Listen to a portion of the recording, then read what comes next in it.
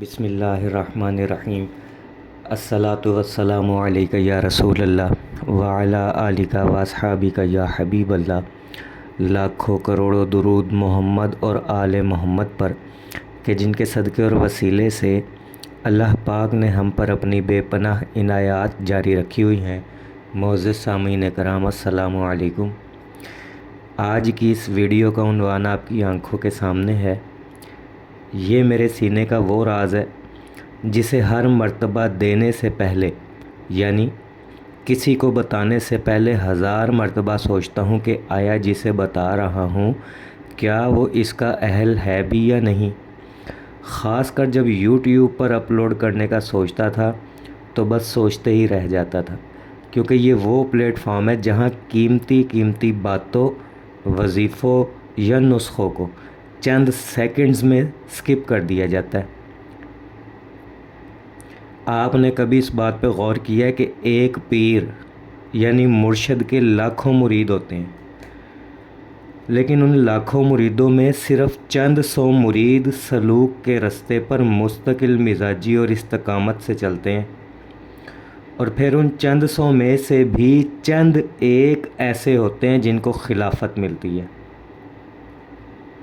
وگرنہ ہم تو یہی دیکھتے آئے ہیں کہ اکثریت روح اور روحانیت کی تلاش کے بجائے مسائل کے حل کے لیے اپنے مرشد سے جڑی ہوتی ہے۔ اسے کہتے ہیں چراغ تلے اندھیرا، کہ مرشد کا قرب میسر ہوتے ہوئے بھی آپ راہ سلوک کے خورشید کی ایک کرن تک نہ حاصل کر سکیں۔ میرے مرشد کریم محمد محتشم صاحب ایک جملہ فرمایا کرتے ہیں، اور وہ مجھے ازبر یاد ہو چکا ہے۔ وہ جب بھی کسی محفل کا آغاز کرتے ہیں تو فرماتے ہیں، آپ لوگ خوش نصیب ہو جو اس محفل میں تشریف لائے ہو، اور آپ خود نہیں آئے بلکہ آپ کے آنے کا منظوری نامہ جاری ہوا ہے، تبھی آپ آئے ہو، کیونکہ بہت سے لوگ ایسے بھی تھے جو محفل میں آنے کا ارادہ رکھتے تھے لیکن منظوری نہ ملنے کے باعث نہ آ سکے۔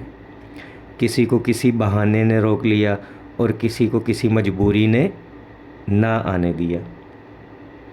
بزرگوں کے اقوال ہلکے نہیں ہوتے، ان اقوال کی بڑی اہمیت ہوتی ہے۔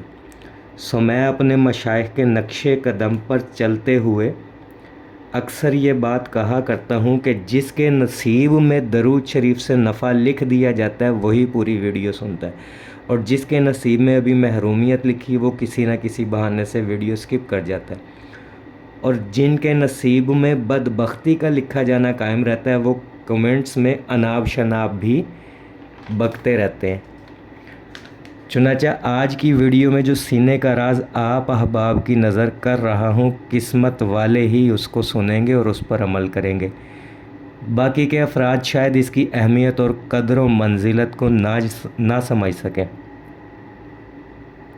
میرے اس سینے کے راز کا عنوان ہے بی بی سیدہ فاطمہ الزہرا سلام اللہ علیہا کو 14 سلام پڑھ کر ہدیہ کرے اور فوری دعا قبول کروائیں۔ کون بی بی فاطمہ زہرا؟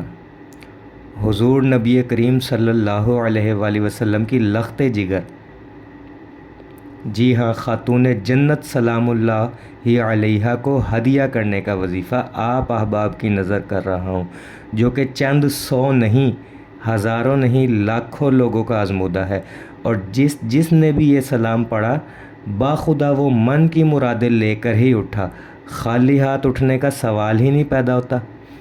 قیامت نہ آ جائے جو خالی ہاتھ اٹھے۔ کیوں؟ کیونکہ آپ احباب اپنے دل پر خود ہاتھ رکھ کر فیصلہ کرے کہ اہل بیت کے دروازے سے کبھی کوئی خالی لوٹا ہے؟ سادات کی سخاوت سے کون نا واقف ہے سوائے منکرین کے؟ ورنہ زمین و آسماں دونوں اس بات کے گواہ ہے کہ اہل بیت خود بھوکے رہ لیتے تھے لیکن سائل کو خالی ہاتھ نہ بھیجتے تھے۔ تو چلیے آج اہل بیت اطہار کے دروازے پر چل کر اپنا دامن پھیلا کر اللہ سے دعا مانگتے ہیں۔ دینے والی ذات صرف اور صرف خدا کی ہے، لیکن وسیلہ محمد و آل محمد کا ہی چلتا ہے، یہ بات اپنے ذہنوں میں بٹھا لیجئے۔ اور اس بات کو سمجھنے کے لیے پہلے میں 2 واقعات آپ احباب کو سنانا چاہوں گا، جن کو سننے کے بعد آپ کے دل و دماغ میں قبولیت کا ایک ایسا پختہ یقین قائم ہوگا کہ آپ ویڈیو سننے کے فوراً بعد یہ وظیفہ پڑھنے بیٹھ جائیں گے۔ پہلا واقعہ قدرت اللہ شہاب کا ہے۔ جناب قدرت اللہ شہاب اپنی کتاب شہاب نامہ میں لکھتے ہیں کہ ایک مرتبہ میں کسی دور دراز علاقے میں گیا ہوا تھا۔ وہاں پر ایک چھوٹے سے گاؤں میں ایک بوسیدہ سی مسجد تھی۔ میں جمعے کی نماز پڑھنے اس مسجد میں گیا ہوا تھا تو ایک نیم خواندہ سے مولوی صاحب اردو میں بے حد طویل خطبہ دے رہے تھے، یعنی بڑا لمبا چوڑا خطبہ دے رہے تھے۔ ان کا خطبہ گزرے ہوئے زمانوں کی عجیب و غریب داستانوں سے اٹاٹ بھرا ہوا تھا۔ کسی کہانی پر ہنسنے کو جی چاہتا تھا اور کسی پر حیرت ہوتی تھی، لیکن ایک داستان کچھ ایسے انداز سے سنائی کہ تھوڑی سی رکت طاری کر کے وہ سیدھی میرے دل میں اتر گئی۔ یہ قصہ ایک باپ اور بیٹی کی باہمی محبت و احترام کا تھا۔ باپ حضرت محمد صلی اللہ علیہ وآلہ وسلم تھے اور بیٹی حضرت بی بی فاطمہ الزہرا سلام اللہ علیہا تھی۔ وہ مولوی صاحب بتا رہے تھے کہ حضور رسول کریم صلی اللہ علیہ وآلہ وسلم جب اپنے صحابہ کرام رضوان اللہ تعالی علیہم اجمعین کی کوئی درخواست یا فرمائش منظور نہ فرماتے تھے تو بڑے بڑے برگزیدہ صحابہ کرام بی بی فاطمہ الزہرا سلام اللہ علیہا کی خدمت میں حاضر ہو کر ان کی منت کرتے تھے کہ وہ ان کی درخواست حضور نبی کریم صلی اللہ علیہ وآلہ وسلم کی خدمت میں لے جائیں اور اسے منظور کروا لائیں۔ حضور نبی کریم صلی اللہ علیہ وآلہ وسلم کے دل میں بیٹی کا اتنا پیار اور احترام تھا کہ اکثر اوقات جب سیدہ فاطمہ الزہرا سلام اللہ علیہا ایسی کوئی درخواست یا فرمائش لے کر حاضر خدمت ہوتی تھی تو نبی کریم صلی اللہ علیہ وآلہ وسلم خوش دلی سے منظور فرما لیتے تھے۔ چنانچہ اس واقعے کو قبول کرنے کے لیے میرا دل بے اختیار آمادہ ہو گیا۔ جمعے کی نماز کے بعد میں اسی بوسیدہ سی مسجد میں بیٹھ کر نوافل پڑھتا رہا۔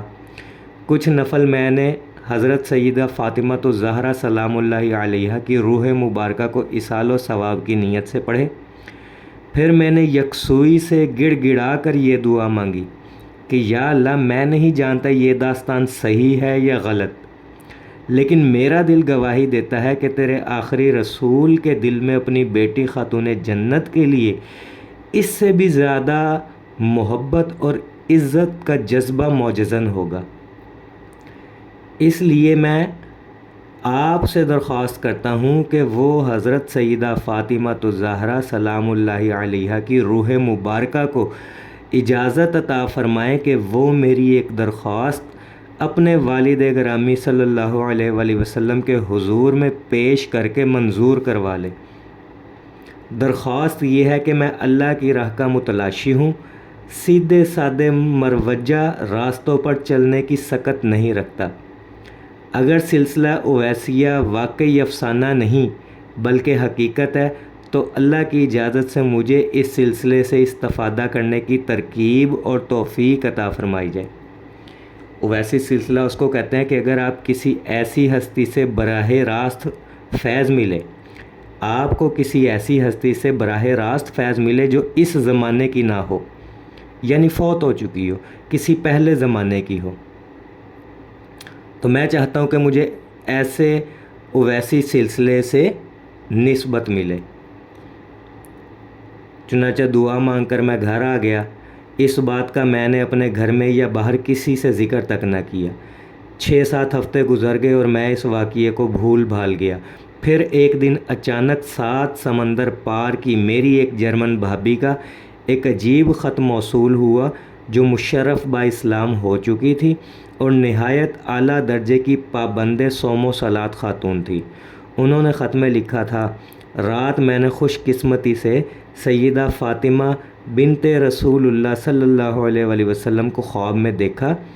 انہوں نے میرے ساتھ نہایت تواضع اور شفقت سے باتیں کی اور فرمایا کہ اپنے دیور قدرت اللہ شہاب کو بتا دو کہ میں نے اس کی درخواست اپنے برگزیدہ والد گرامی صلی اللہ علیہ وآلہ وسلم کی خدمت میں پیش کر دی تھی، انہوں نے از راہ نوازش منظور فرما لیا ہے۔ یہ خط پڑھتے ہی میرے ہوش و حواس پر خوشی اور حیرت کی دیوانگی سی طاری ہو گئی۔ مجھے یوں محسوس ہوتا تھا کہ میرے قدم زمین پر نہیں پڑ رہے بلکہ ہوا میں چل رہے ہیں۔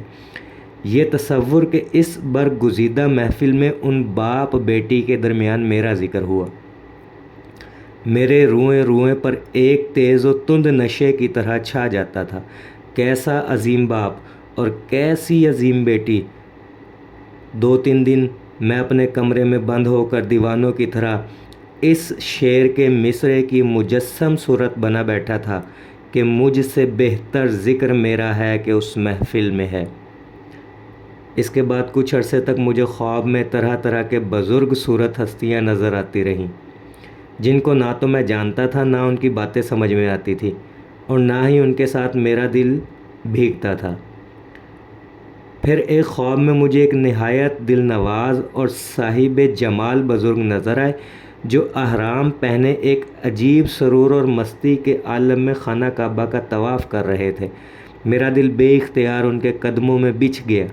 وہ بھی مسکراتے ہوئے میری جانب آئے اور مطاف سے باہر حتیم کی جانب ایک جگہ مجھے اپنے پاس بٹھا لیا اور بولے، میرا نام قطب الدین بختیار کاکی ہے۔ تم اس راہ کے آدمی تو نہیں ہو، لیکن جس دربار سے تمہیں منظوری حاصل ہوئی ہے اس کے سامنے ہم سب کا سر تسلیم خم ہے۔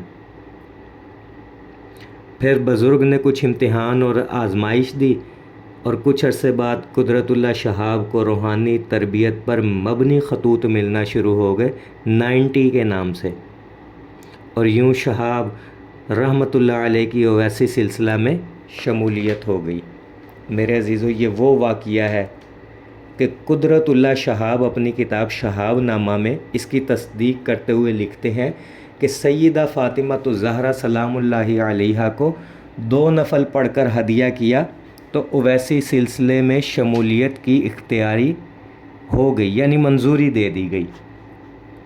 اور دوسرا واقعہ میرے مرشد کریم محمد محتشم صاحب اپنے اکثر بیانات و محافل میں ذکر کرتے رہتے ہیں کہ جب تم لوگوں کو کوئی بھی حاجت پیش ہو، مسئلہ پریشانی ہو، تو 2 نفل پڑھ کر سیدہ فاطمہ الزہرا سلام اللہ علیہا کی روح مبارکہ کو ہدیہ کر کے ان کے وسیلے سے اللہ سے دعا مانگ لو۔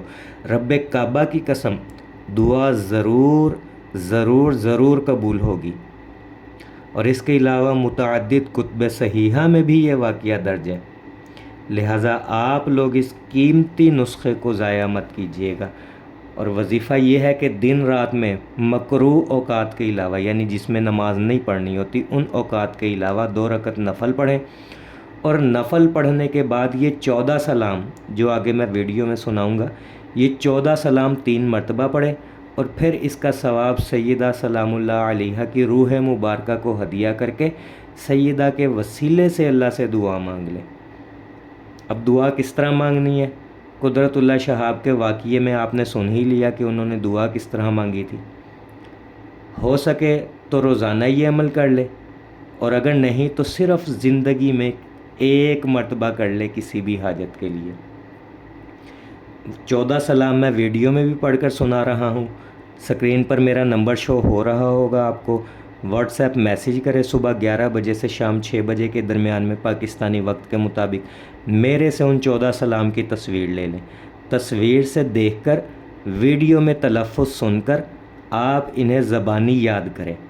مشکل نہیں ہے، بہت ہی آسان وظیفہ ہے، زیادہ سے زیادہ 15 منٹ بس۔ اور جو 15 منٹ نہیں نکال سکتا نا اپنی زندگی میں، میرا نہیں خیال اسے کامیاب ہونے کا کوئی حق حاصل ہے۔ محنت کرنی پڑتی ہے۔ تو 14 سلام پڑھ رہا ہوں، آپ اسے سن لیں۔ ویڈیو کے بعد جب آپ فری ہوں، آپ مجھ سے اس کی تصویر بھی لے لیں، دونوں چیزیں آپ اچھی طرح سمجھ لیں اور پھر اسے یاد کر لیں۔